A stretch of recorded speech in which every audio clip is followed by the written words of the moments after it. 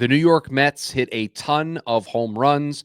Juan Soto does something he's never done in his career before, and the Mets take care of business in Colorado for a sweep to get to 18 games above 500. Welcome into another edition of the Bleav in Mets podcast. Chris Schubert, Jack McKessie back with you here. Episode number 63 of the pod. A full series recap of what went on in Colorado. Pete Alonso drawing ever closer to being the Mets all-time home run leader. The Mets offense, a lot of home runs, still struggling to hit with runners in scoring position. We'll try to get to the bottom of that here on the show as well. All of it for you today on the pod. Jack, how are you, my friend?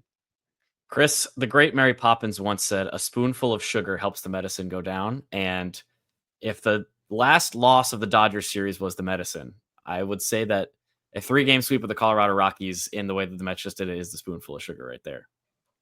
I need to just share with the listeners of the program that we have a brand new show rundown that we have put together to format the show and what we're going to talk about. And Jack did a bunch of work to put on there what we were going to talk about. And we had a nice little pre-show, maybe 5 minutes catching up, getting ready for the program. Not once did I get a hint that was what was coming to me, that Mary Poppins was going to be quoted on the show. You had a very good poker face throughout the entire pre-show process, because that was definitely a pre-planned thing.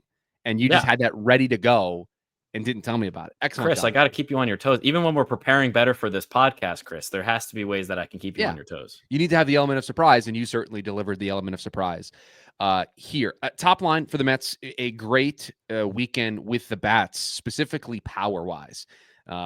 25 home runs over their last 10 games, in which they are sporting an 8-2 record in those 10 games. The power is the name of the game. Top line, it's Pete Alonso doing a lot of that power, and so maybe that's where we want to start. But the bats are starting to get hot, and they're starting to hit the long ball. They hit a bunch of them in the series with Colorado.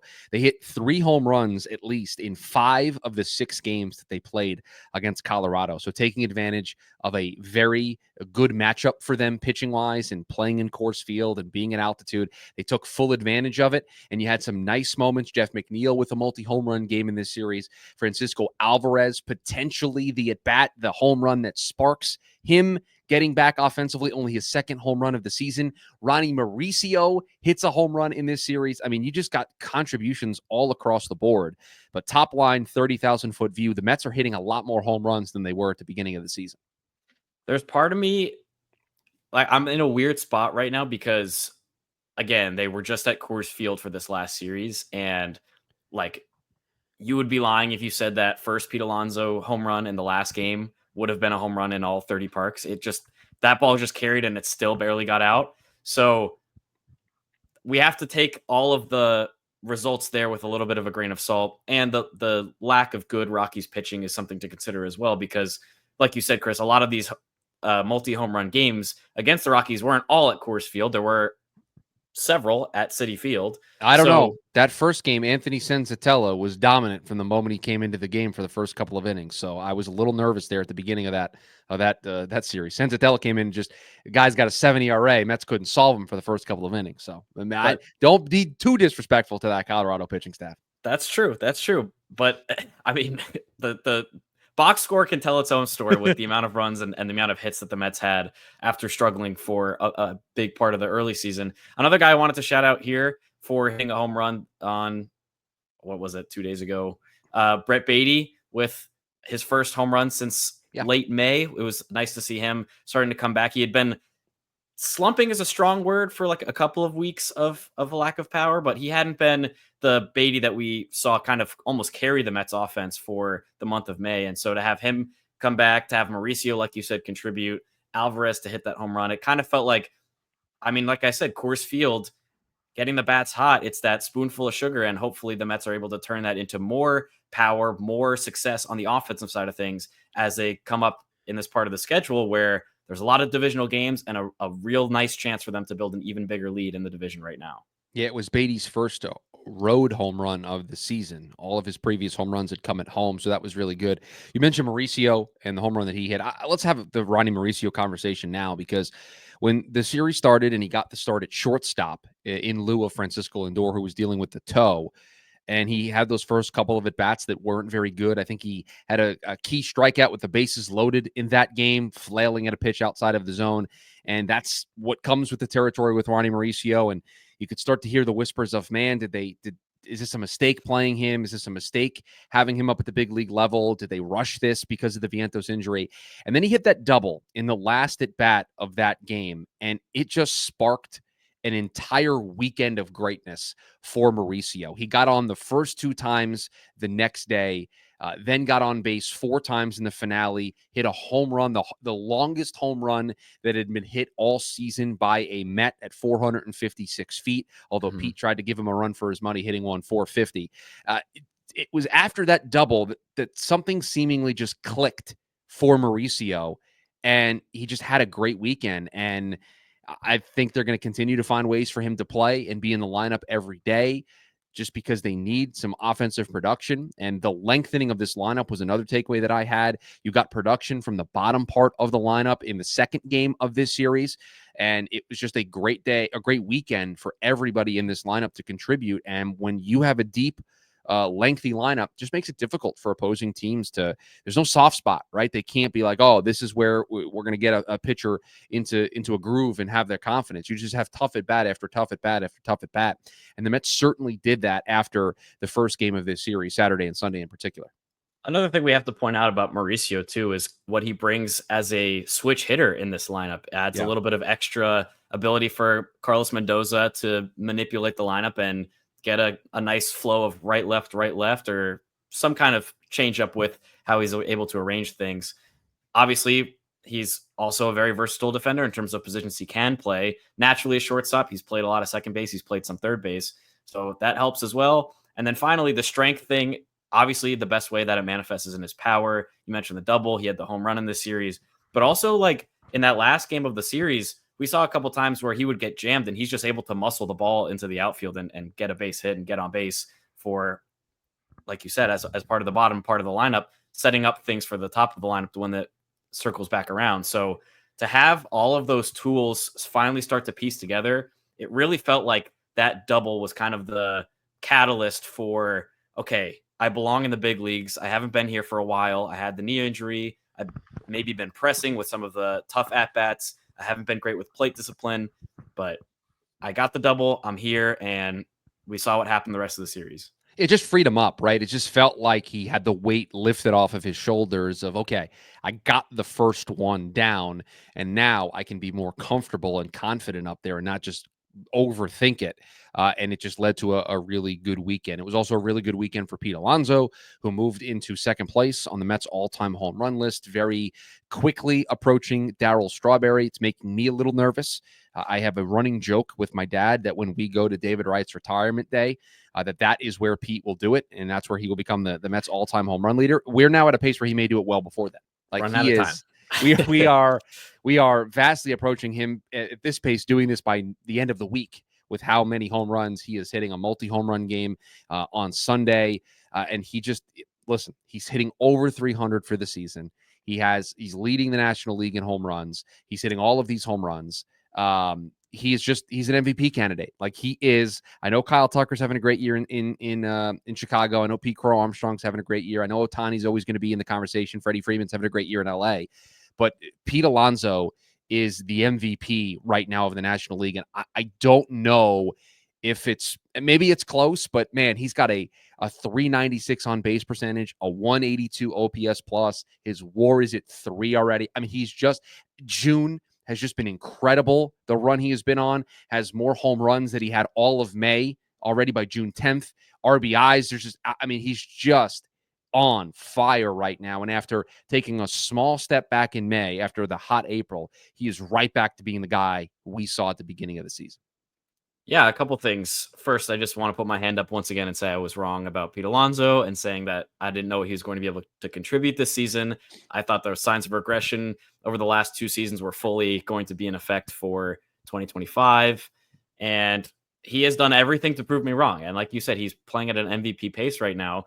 I don't know if he can necessarily keep up that batting average and the OPS numbers, but the home runs are coming, and they're coming in full force. He already has passed David Wright, who's right behind me for you viewers on YouTube. For second all time on the Mets home run list, he's 9 away from Darryl Strawberry now. Not the actual David Wright, just a picture of David Wright. Well, Chris, I wanted them to tune into YouTube, and if David Wright was sitting behind me, it would. I got to tell you, if David Wright was sitting behind you this whole time, and we did not bring him into the pod, and we're 10 minutes in, we should never be able to host the podcast again. So that's true. Would have been malpractice on our part. But it is a frame with a lot of David Wright memorabilia that's behind me. But to have Pete Alonso playing the way he is has been massive. I truly don't know where the Mets would be this season without him in terms of how he's contributed to so many of their wins this season. Well, think about how the season started, right? In April, it always takes Lindor a little bit, even though he had got off to a better start than normal. Yeah. It took him a little bit. Soto, we know the struggles that he went through the first month, 2 months of the season. Pete carried the offense on his back for the entire month of April. And so the team would not be where they are at right now without how well Pete has played this season. Right. No question. And like April alone is just a testament to how good Pete has been. And then this recent stretch has been a good reminder. But I saw a good piece, Chris, that I linked to our show notes from Will Salmon of The Athletic talking about Pete Alonso has recruited a team of outside consultants to help him prepare for every single game on top of the work that he does with the team for preparing for pitching matchups and potential bullpen guys that he might face. He's getting outside help. And the way Will Salmon pointed out in The Athletic is how it's manifested, not just the power, not just the numbers, not just the better plate discipline, right? He's not chasing as much as at those down and out sliders that we had seen for 6 years, but he's also being able to limit those periods where he can get a little bit cold. You mentioned in May, he took a little bit of a step back. He didn't hit as many home runs. His average dipped a pretty significant amount. And in past years, we've seen how that can sometimes spiral into long stretches of offers or complete power droughts for Pete. Last year, it was his career low in home runs, even though he hit, 30 plus.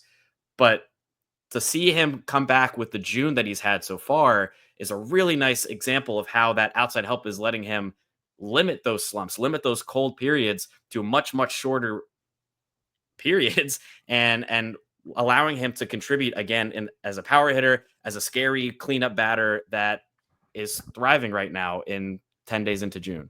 I can just see the New York sports talk radio scene going, oh, Pete getting outside help, doesn't trust Jeremy Barnes and Eric Chavez to help him right. Get out of his slump. I can just see the think pieces being written about that. I mean, this is by every stretch, every metric that you look at, his best season. The OPS plus at 182. His career high before that was his rookie year where it was a 147. Like, he's doing something that he's never done in the history of his career. He's hitting for a great average while hitting for the home runs, while driving in the runs. I mean, it's just been incredible to see. I mean, just to put it into perspective, last year he had a 2.6 WAR. He's already at a 2.9 WAR this season. Yeah.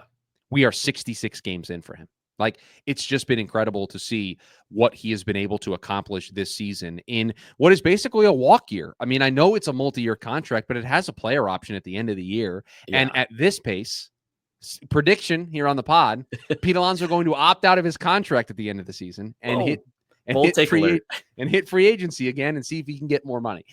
Yeah, just been awesome to see.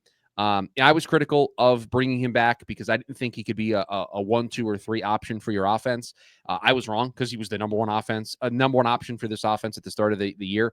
And he's just been incredible. And it's great to see, like, a homegrown Met still here, being able to have all these moments. That was the sentimental thing that drew us back to wanting Pete on this team. And I have no problem running away from the fact, or not shying away from the fact, that I was okay with him leaving this offseason. I could see what the plan was going to be, but I'll tell you, I'm very happy that Pete is back on the team, hitting and mashing all of these home runs. There is one thing that the Mets aren't doing still, and that is hitting with runners in scoring position. It reared its ugly head again.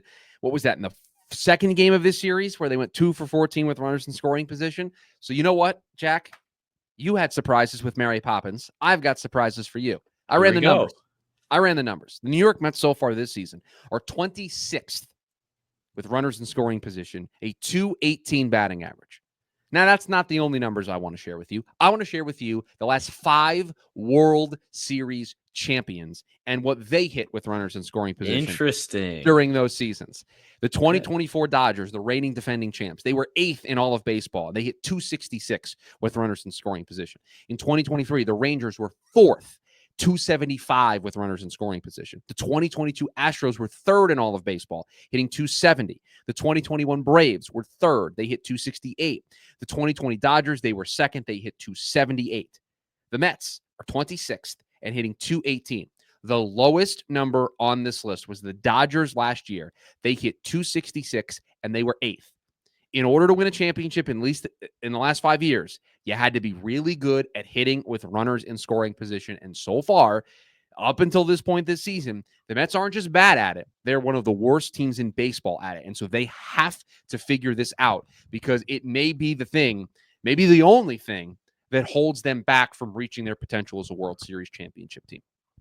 I mean, I tweeted it out earlier this week. My mind can't even fathom how good this Mets team could be.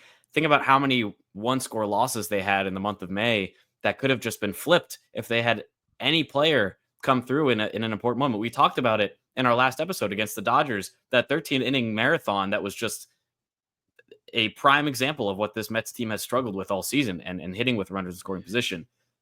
It's been a frustrating thing.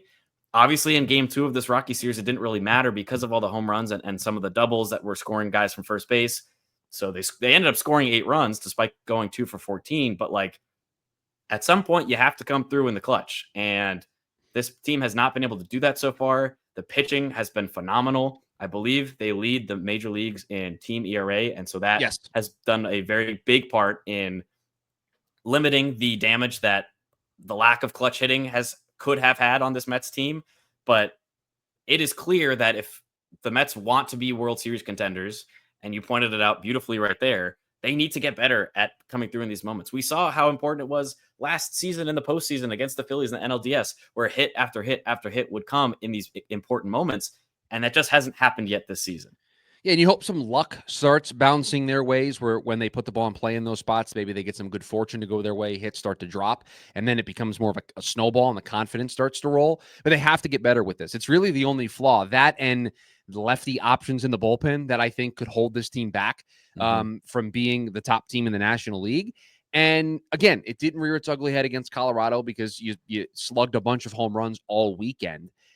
But they have to be better in these situational spots. I can't tell you how many times my friend Jack will text me in the moment and say, boy, is this team make me want to rip my hair out with their inability to hit with runners in scoring position. Like at one point you text me like, I don't know how I can be this mad at a team this good, but they are making me this mad because they just cannot get a hit with runners in scoring position, 2 outs in a big spot. So just wanted to pull the numbers on it just to see, because I was wondering, okay, they're bad at it, right? Is it really going to stop them? Well, if you look at just the last 5 World Series champions, they were all really good at it. And maybe it's just a coincidence. Maybe it's not, causation equals correlation. Maybe it's not that. But man, it just feels like they're going to have to get better at that situational hitting, the driving those key runs. I can just envision a 1-run game late in the playoffs, runner at third, less than 2 outs. Got to get that run in, right? Got to get that insurance run in a big spot. So you can very easily dream of the scenarios where they're going to need to be better than 26th and hitting 218 with runners in scoring position. Let's quickly touch on the pitching from this series. Coors Field, always an adventure for the pitchers. And I thought you saw the pitching lab and you saw the Mets pitching on full display. I mean, Kodai Senga said, you know what? I throw my forkball 29% of the time. Watch this. It's going to be my primary pitch tonight. I'm going to throw 49 of my 109 pitches are going to be forkballs. Then you saw on the second game of this series, Clay Holmes say, yeah, you know what? I'm just going to throw a bunch of sliders over and sweepers. We're just going to throw breaking stuff over and over and over again. And then Tyler McGill realized, hey, you know what? My fastball is really good. Just going to throw the fastball a bunch. Like, the Mets just came in and they just had a plan and they just executed a plan. And it was like, man, if every team could just do this at Coors Field, I'm not scared. Wasn't afraid. It's just incredible to watch. It was great. I don't want to take too much away from the Mets pitching because, like I said, they're leading the majors in team ERA. They've been phenomenal all season. And to have this kind of performance from 3 straight starting pitchers at Coors Field is phenomenal. It also felt like it was just bullying. Like the Rockies, they mentioned multiple times on the broadcast, have averaged 3 runs per game. And they play half of their games at Coors Field, Chris. They don't just play one series a year like the Mets do. And they They strike out a ton. They whiff a ton. They just flail their bats. And boy, did Kodai Senga and Clay Holmes take full advantage of that over the first 2 days of this series. They sure did. They said, I'm going to, all three of those starting pitchers said, I'm going to throw what I think is my best pitch or my second best pitch, and I'm going to make you hit it. And if you can't hit it, I'm just going to keep throwing it. And we saw that work to great effect. It's, again, like you said, it's a testament to how good the pitching lab has been to get these guys able to perform like this. But it's also against the Rockies, and it's just good teams with great pitching bullying a team with some of the worst hitting in the majors right now. And the Mets just took care of business from up and down the roster. Like, everyone contributed this series. I'm doing some quick math because I looked that the Rockies swung at 58 of Senga's 109 pitches. That is 53%. That is a lot of swinging. They're just, and that's not all swing and miss, but that's just the approach of just being aggressive. And they did miss a good amount, though. They did miss a good amount. And then in the second game of this series, with Clay Holmes, I mean, it was just, hey, sweeper slider to the right-handers, low and away. And the Rockies just never made the adjustment.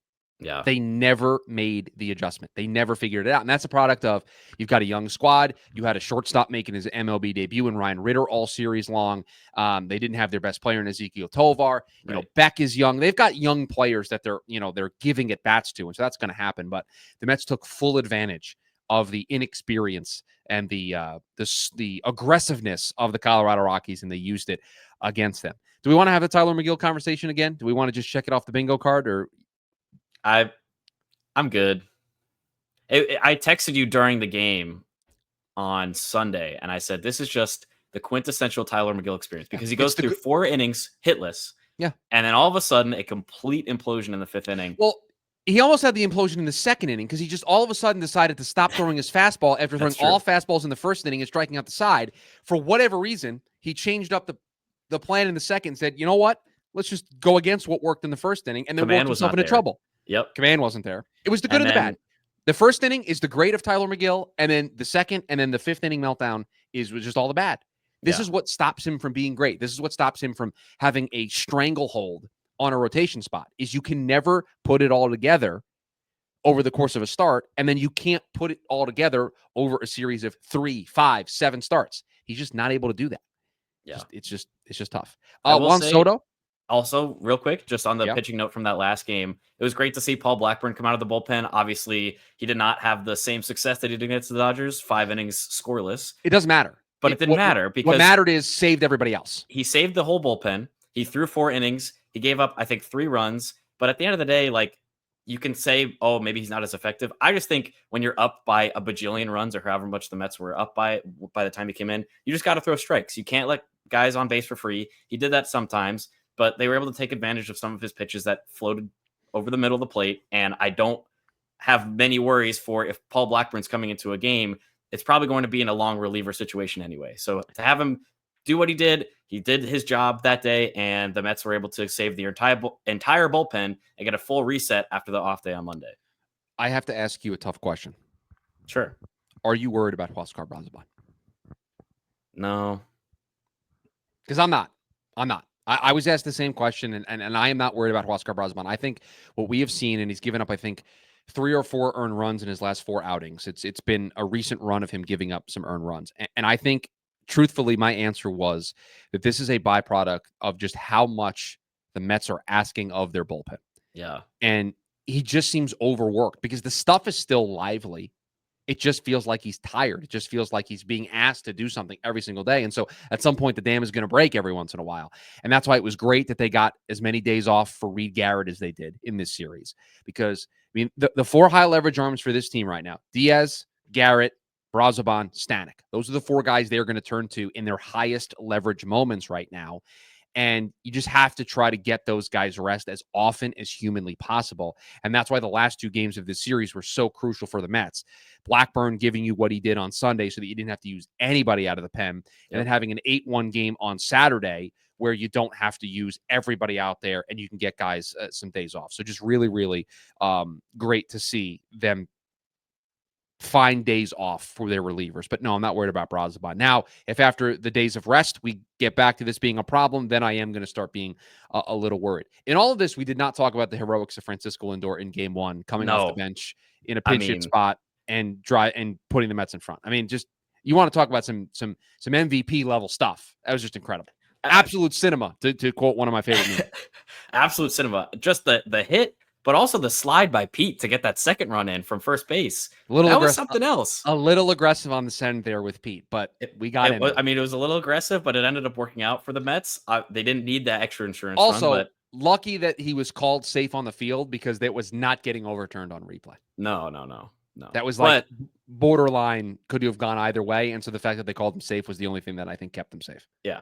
I mean, the story of the play, though, is obviously Lindor coming off of the bench and coming through clutch again. I mean, I texted you after the game, like, he is starting to push his way up into all-time Met status. I know it was against the Rockies. I know it was game one of a series in June.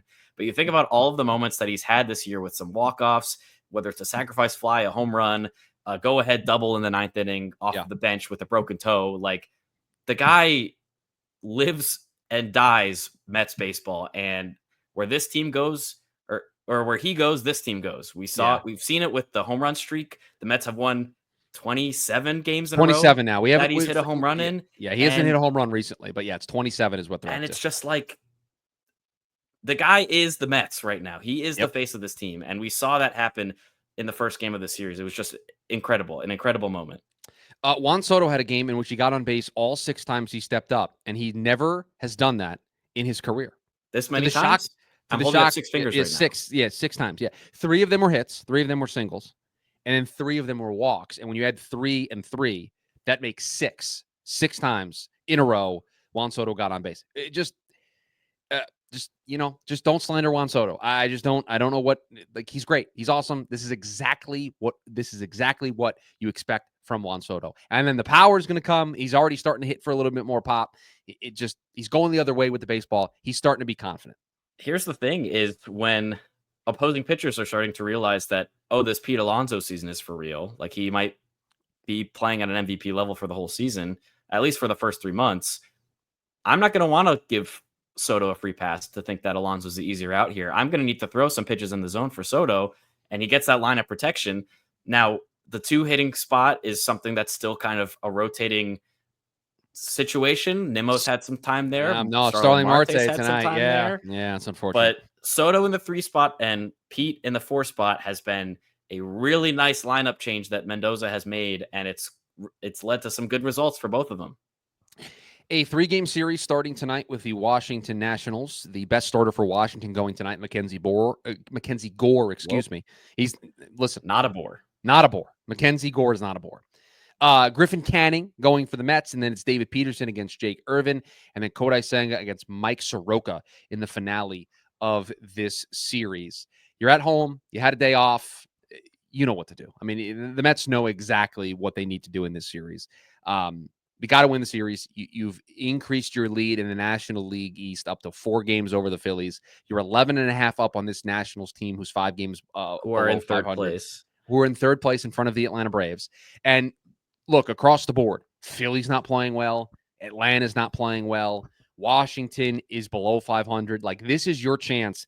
I don't want to go as far as to say run away and hide with the NL East, because I just don't expect that. There's going to be a little bit of a counterpunch. But to make it difficult for them to bounce back and make this a competitive division in August and September, it's series like this that you really got to take advantage of. Yeah, when you're winning games against the Dodgers and the Rockies, you're taking care of business out west while the Braves and the Phillies are having their struggles.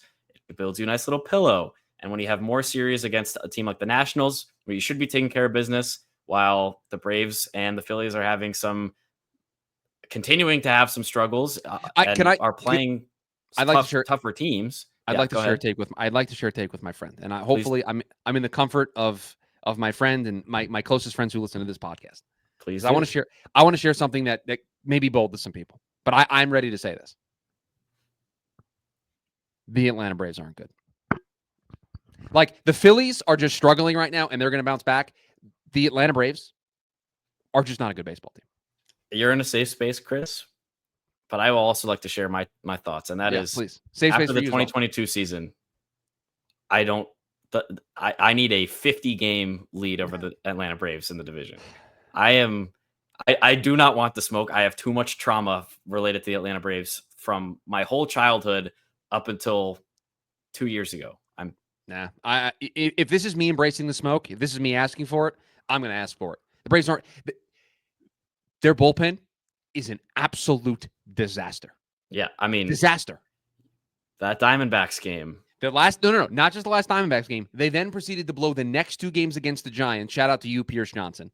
They had Craig Kimbrell. He came up, threw an inning, was fine. They DFA'd him. They're just like, get off the roster.